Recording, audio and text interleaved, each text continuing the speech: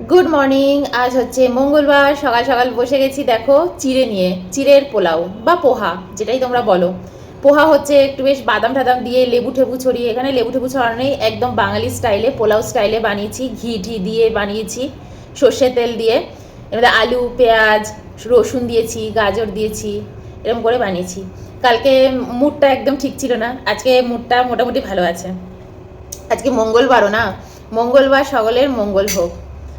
চলো এই দিয়ে দিনটা শুরু করা যাক। ফার্স্ট আগে চিড়েটা একটু খেয়ে দেখি কেমন।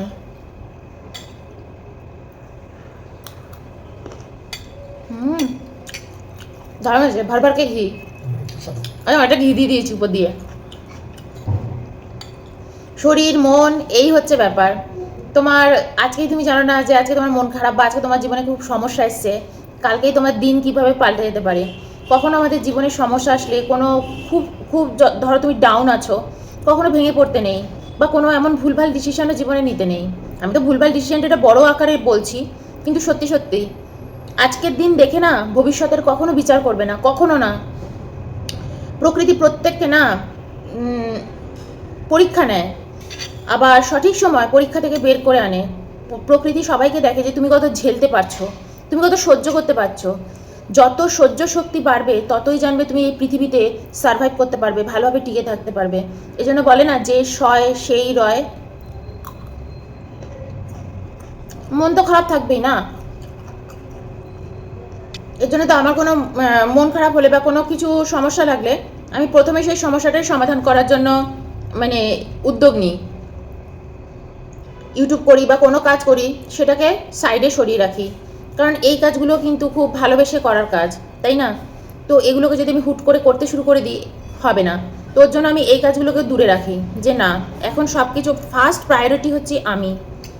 আমার নিজের মন কেমন থাকবে, শরীর কেমন থাকবে, নিজেকে ভালো রেখে এগোই।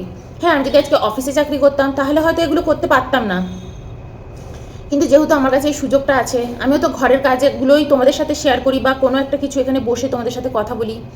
তো সেই কাজগুলো করার জন্য সবার আগে কিন্তু মন মেজাজ মুড এগুলো ভালো থাকতে হয়। তো আমি যখনই দেখি আমার জীবনে কোনো সমস্যা আসছে, আমি সেই সমস্যাটাকেই সলভ করি। ইভেন আমি তোমাদের এটাও বলছি, আমি যদি কোনো অফিসে চাকরিও করতাম না, কোথাও চাকরি করতাম, সেখানেও তাই করতাম। আমার জীবনে যদি কোনো প্রবলেম আসতো, ফার্স্টে আমি সেটাকে ঠিক করতাম, তারপর অন্য কাজ। আমি বাঁচলে তবে না সব কিছু। আমি যদি না থাকি তাহলে আর কাজ কি? কাজ তো পৃথিবীতে চলানোর জন্য চলানো, কাজের তো কোনো আলাদা করে ভ্যালু নেই। পৃথিবীটাকে চালানোর জন্যই হচ্ছে কাজ। কালকে যদি আমি এই পৃথিবীতে না থাকি, ওই কাজ অন্য লোক করেই নেবে, থেমে কিছুই যাবে না। তাহলে আমাকে সবার আগে সব থেকে বেশি গুরুত্ব নিজের উপর দিতে হবে, এটা আমি মনে করি। যাই হোক, আজকে তোমাদেরকে সেই গল্পটা বলবো, গঙ্গায় ঝাঁপ মারার গল্পটা। আজকে বলার জন্য না মনটাও খুব ভালো আছে। এই চিড়ে জাতীয় জিনিসগুলো একটু ঝুরঝুরে না হলে ভালো লাগে না। এর মধ্যে কিশমিশ দিয়েছি, এমনি বাদাম দিয়েছি, কাজু বাদাম দিইনি, কিশমিশ, তারপর পিনাট। হেভি লাগছে খেতে। খাওয়াটা একটু এগিয়ে নিই, গল্পটা বলছি। ছোটোবেলার গল্পটা এবার তোমাদের সাথে করি। দেখো খাবারটা অনেকটা ফিনিশ করে এনেছি, খাবারটা অনেকটা খেয়ে নিয়েছি। তখন আমি ক্লাস 8-এ পড়ি। এটা এটা এরকম সরিয়ে দাও।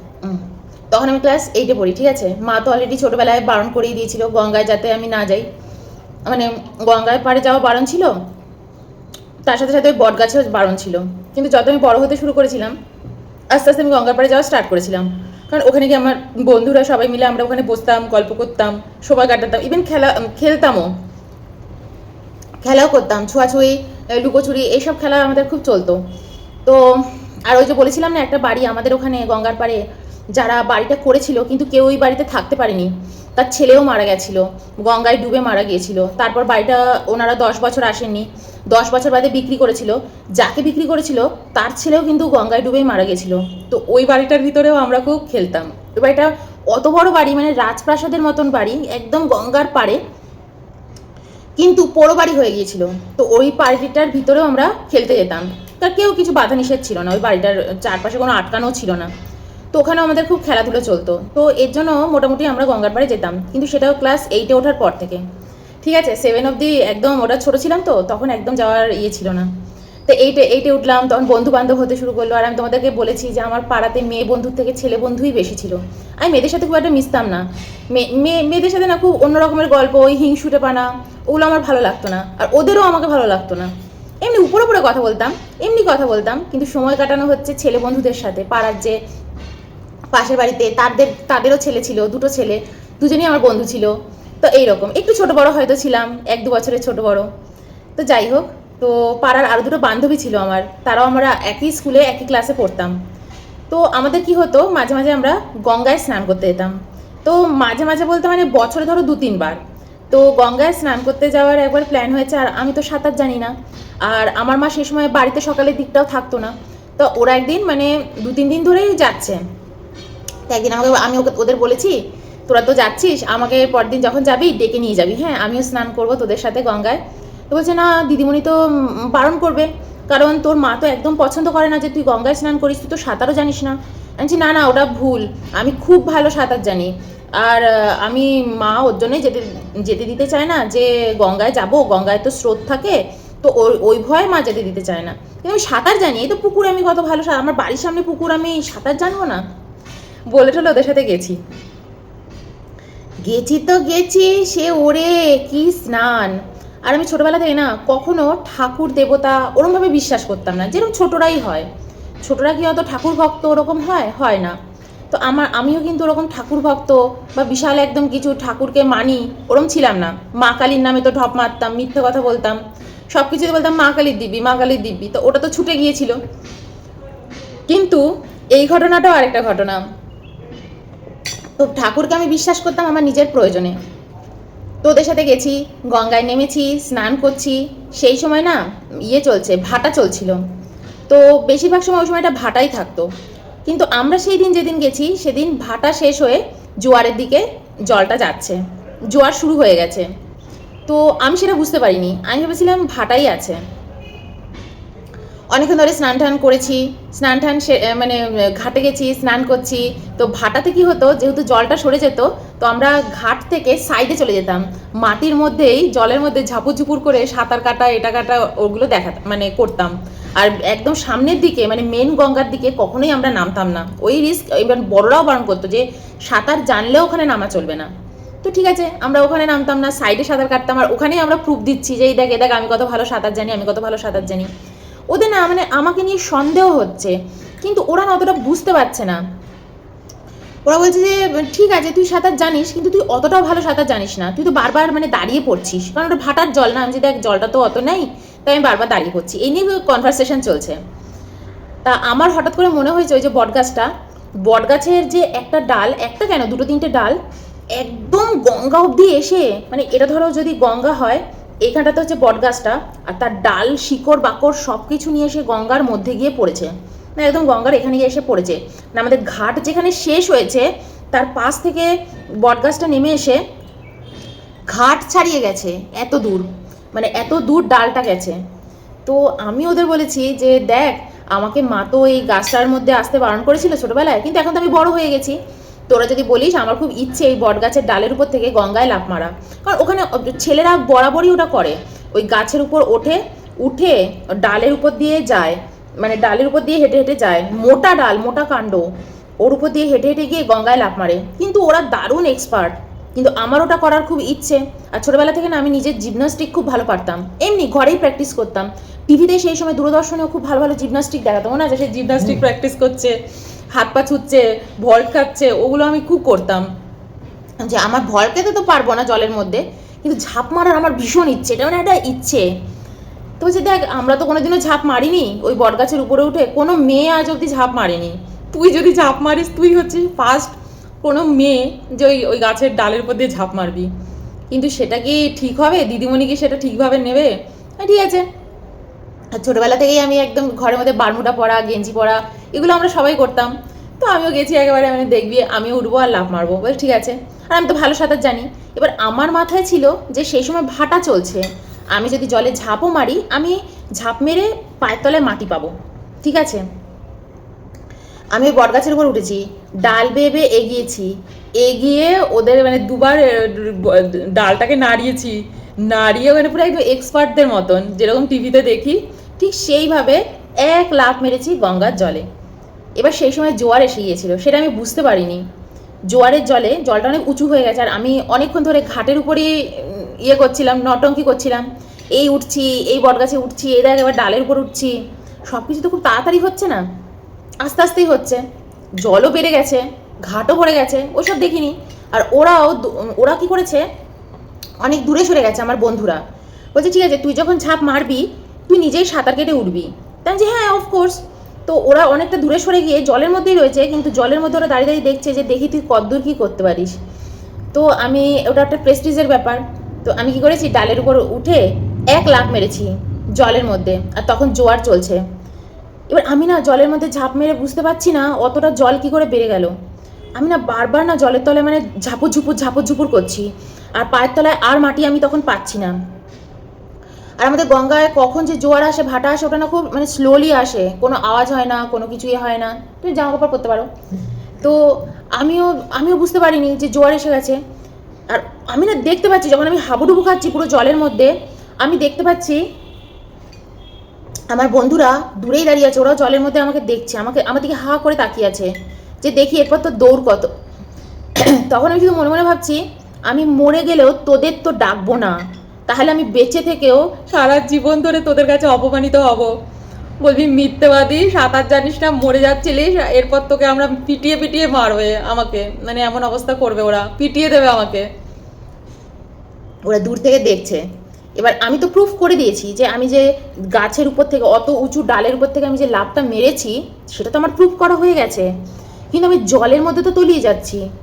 তো সেই দিন আমি প্রথম, আজ এখানে বসে গল্প করি, তো ওই প্রথম আমি লোকনাথ বাবার শরণ নিই জলের মধ্যে পড়ে। আর যখন আমি হাবুডুবু খাচ্ছি, মানে জল আমার মধ্যে ঢুকছে, তখন আমি লোকনাথ বাবাকে শুধু বলছিলাম যে লোকনাথ বাবা তুমি আমাকে এখান থেকে বাঁচাও। লোকে তো বলে তুমি নাকি রনে বনে জলে জঙ্গলে সর্বদাই তুমি রয়েছো, তুমি নাকি বাঁচাও। আমি কিন্তু এখন মরে যাচ্ছি, আর আমি কিন্তু মরে যেতে যেতেও কাউকে ডাকবো না। যদি তুমি সত্যি থাকো আমাকে বাঁচাও, আর যদি আমি বেঁচে যাই তাহলে আমি সারা জীবন মনে করব যে হ্যাঁ তুমি আছো, তোমার কথা সত্য। আর যদি আমি মরে যাই তাহলে তো ওটা আমার সাথে সাথেই চলে গেল, আমিও বুঝলাম যে তুমিও নেই, তুমি মিথ্যে, তোমার কোনো ইয়ে নেই, ভ্যালু নেই, ওইসব বকবাস কথা। হয়তো সেই সময় প্রকৃতিও চেয়েছিল বা ঈশ্বরও চেয়েছিলেন যাতে আমি ঈশ্বরকে বিশ্বাস করি। আমি জানি না কেন, কিভাবে এটা সম্ভব কেউ জানে না, আমার পায়ের তলায় সেই সময় বট গাছের শিকড় আমি পাচ্ছি, মানে পেয়েছি সেই সময়। কিন্তু আমি তোমাদের গ্যারান্টি দিয়ে বলতে পারি, আমি আগেও ওইখানে স্নান করেছি, ঝুপুর ঝুপুর করেছি, ওখানে কোনো বটগাছের শিকড় ছিল না, পায়ের তলায় কোথাও কোনো বটগাছের শিকড় ছিল না। তার আগে আমি এতবার হাবুডুবু খাচ্ছি, কোথায় বটগাছের শিকড়। কিন্তু ওটা যখন আমি মনে মনে বলেছি ঠাকুরকে, তো আমি আমার পায়ের তলায় দেখছি আমি সাপোর্ট পাচ্ছি, এবং সেটাও বটগাছের, ওই যে এখান থেকে লাভটা মেরেছে ওই বটগাছেরই মোটা মোটা শিকড়গুলো।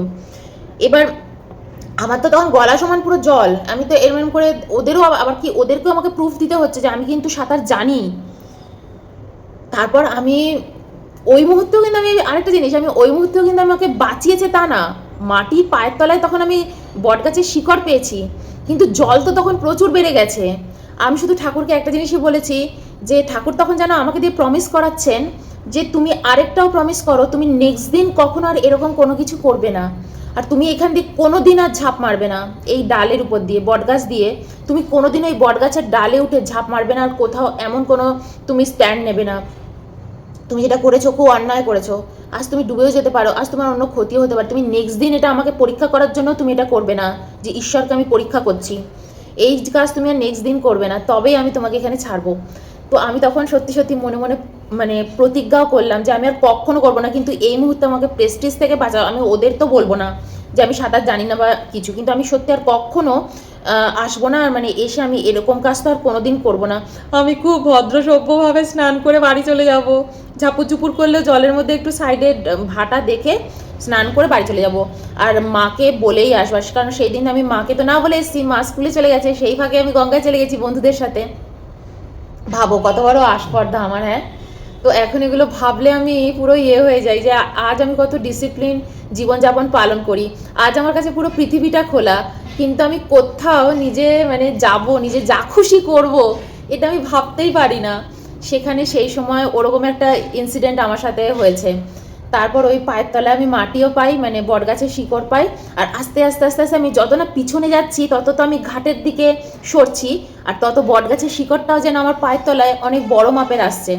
তো এটা একদম সত্য ঘটনা, আমার সাথে ঘটা ঘটনা। আমি আস্তে আস্তে আস্তে আস্তে ঘাটে উঠে গেছি। আমার বন্ধুরা তখন, ওরাও তখন কিছুটা হলেও বিলিভ করেছে যে আমি সাঁতার জানি, কারণ ওখানে তখন জোয়ার এসে গেছে, গলা অবধি জল চলে এসছে, আর আমি নিজে নিজেই ঘাটে উঠে গেছি। এইটুকুই আমার কর্ম ছিল যে আমার ঘাটটুকু শুধু আমাকে দিয়ে দাও, আমি ঘাটে উঠে যাই, ব্যাস, তারপর আর কিছু চাই না। তো আমি ঘাটে উঠে গিয়েছিলাম। তো এই একটা ইনসিডেন্ট আমার রয়েছে। আর তারপর থেকে আমি লোকনাথ বাবাকে মনে মনে খুব মানি। মানে এটা আমার প্রথম একটা এক্সপিরিয়েন্স ছিল। তার আগে আমি কোনোদিনও লোকনাথ বাবার নামও নিতাম না, লোকনাথ বাবাকে কোনোদিনও আমি মানতাম না। আমাদের বাড়িতে কোনোদিনও লোকনাথ বাবার পুজো হয় এমনও নয়, কিছুই হয় না। তো এটা আমার কাছে একটা বিশাল বড় ব্যাপার, আমার বিশ্বাসের ব্যাপার। তো আমি আজকে যা দেখছো না তোমরা, আমাকে যা দেখো, আমাকে আমি এই যে এরকম এত রিজার্ভ, এত এরকম, আমি ছোটোবেলায় এরকম মোটেই ছিলাম না, একদম অন্য মাপের ছিলাম, অন্য রকম ছিলাম। সেখান থেকে আজকে আমি এই জায়গায় দাঁড়িয়ে আছি, একমাত্র বলতে পারো এই কারণেই। নিজের উসুলবোধ আমার খুব বেশি, প্রিন্সিপাল, আমি এই প্রিন্সিপালেই চলি, আমি এটাই করি, এটাই করব। এই জিনিসটা তৈরি হয়েছে আমার ওই কারণে। আমি অনেক কিছুর খোঁজ পেয়েছি, আমি অনেক কিছুর নাগাল পেয়েছি জীবনে, অনেক কিছুকে বিশ্বাস না করতে করতেও বিশ্বাস হয়ে গেছে। এই তো আমি এই কারণেই বলি, কর্ম করে যাও, জানো তো, কর্ম করে যাও, যত জীবনে পরীক্ষা আসুক কর্ম করে যাও, কখনো হার মানবে না। জানবে তুমি তোমাকে না তুমি সঠিক পথ নেবে, তোমাকে প্রকৃতি একদম মানে ফেলে দেবে মাটিতে, ফেলে একদম রগড়ে দেবে, কিন্তু কোথাও তোমাকে যখন রগড়ে দেবে না, তারপরে তোমাকে এত উঁচুতে উঠিয়ে দেবে প্রকৃতি, তুমি ভাবতে পারবে না। ঈশ্বর তোমাকে এত উঁচুতে উঠিয়ে দেবে, এই প্রকৃতি তোমাকে এত উঁচুতে উঠিয়ে দেবে। নিজের কর্মটাকে সলভ করে এগিয়ে যেতে হবে। আজকে যখন আমি দেখি কত মানুষ কত ভুলভাল পথও নিয়ে নেয়, তাই না? একটা জীবনে সমস্যা এসছে, আমি একটা ভুলভাল রাস্তা নিয়ে নিলাম, একটা ভুলভাল ডিসিশন নিয়ে নিলাম। বাবা, আমি কতদিন ধরে ঝেলছি, 6 মাস ধরে ঝেলছি, 1 বছর ধরে ঝেলছি, আমাকে রোজ কোর্টে যেতে হচ্ছে, আমাকে রোজ এইখানে করতে হচ্ছে, আমাকে রোজ জীবনের সমস্যায় পড়তে হচ্ছে। কিচ্ছু না, জাস্ট শান্ত হয়ে কাজ করো। পৃথিবীতে এসছি, কাজই তো করছি। বসে থাকতাম, হাওয়া খেতাম, প্রকৃতি আমাকে দিয়ে কোনো কাজ করাচ্ছে, করছি। তুই কতবার আমাকে নিয়ে ঘাটাবি, ঘাটা। লাস্টে দেখবে যখন পৃথিবীতে প্রকৃতি এসে যখন তোমার পাশে এসে দাঁড়াবে না, প্রকৃতি এসে দাঁড়াবে, ঈশ্বর এসে সাহায্য করবে, তখন দেখবে তুমি কোথা থেকে কোথায় চলে গেছো, তোমার জীবনের সব কিছু এইভাবে ভ্যানিশ হয়ে গেছে। তখন মনে হবে মায়া, সত্যি সব কিছু মায়া ছিল। দেখবে বছরের পর বছর জীবনে কত ঘটনা ঘটে, মনে হবে এই জীবনে কোনোদিনও ভুলবো না, আমি তো এগুলো কোনোদিনও মেনে নিতে পারবো না, এই যা ঘটছে আমার সাথে, আমি তো ভবিষ্যতে এগুলো ভুলে বাঁচতে পারবো না। ভুলিয়ে দেবে প্রকৃতি, তোমাকে ভুলিয়ে দেবে। তখন মনে হবে যা বাবা, এটা এইভাবে হয়ে গেল, আমার তো আর কিছু মনেও পড়ছে না। এত বছর এত অত্যাচার, এত অশান্তি সহ্য করেছে পশ্চিমবঙ্গের মানুষ, আজ দেখো এই কি হচ্ছে রে বাবা, সবাই একেবারে লাইট দেখতে চলে যাচ্ছে, হ্যাঁ, লেজার শো দেখতে চলে যাচ্ছে। বছরের পর বছর রাস্তাঘাট অনুন্নত, সব জায়গা কি নোংরা, আবর্জনায় ভরে গেছে, দেশে কোনো আইন শৃঙ্খলা অনুশাসন কিচ্ছু নেই। আজ দেখো একটা একটা করে ঘটছে, যেন মনে হচ্ছে আরে কি ছিল এতদিন, যেন আমরা কিছুই ছিল না, আজ যেন একটু একটু করে সব হচ্ছে। তোমরা যে পুরোনো দিনগুলো যেন এরমভাবে ভুলে যাবে, ভুলিয়ে দেবে প্রকৃতি, এত কিছু দেবে, সহ্য শক্তি, শুধু সহ্য বাড়াও, সব ভুলে যাবে, সব কিছু ঠিক হয়ে যাবে জীবনে। আর হ্যাঁ, বিশ্বাস করতে শেখো, প্রকৃতিকে বিশ্বাস করতে শেখো, প্রকৃতিকে ভরসা রাখো, প্রকৃতির উপরে, কোনো মানুষের উপরে নয়। কোনো মানুষ তোমাকে কোনো দিন কিছু করতে আসবে না। মানুষও যে সাহায্য করবে তাকে পাঠাবে প্রকৃতি, তাকেও পাঠাবে ঈশ্বর, সঠিক সময় সঠিক মানুষকে পাশে পাঠিয়ে দেবে। তবে যার সাথে সারা জীবন বন্ধুত্ব রেখেছো সে নেই, বিপদের সময় সে নেই, অন্য লোক এসে তোমাকে সাহায্য করে দিয়ে বেরিয়ে গেল। তো সবসময় তার কাছে অনেস্ট থাকো। তো যাই হোক, চলো আজ এই অবধি, বাই।